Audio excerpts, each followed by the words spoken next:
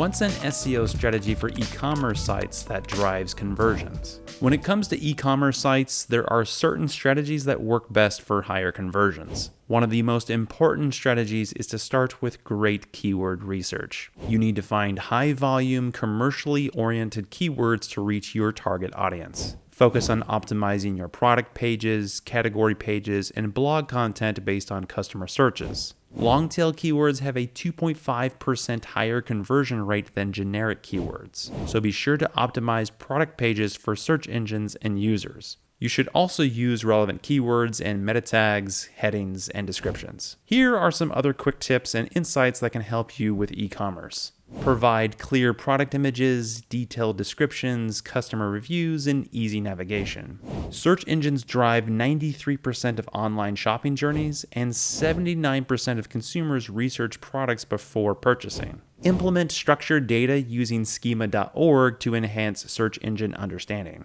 Websites with structured data have a 30% higher click-through rate, and schema.org is used in 36% of Google's search results. Optimize site speed and images for mobile because 53% of e-commerce users leave a site that takes over 3 seconds to load.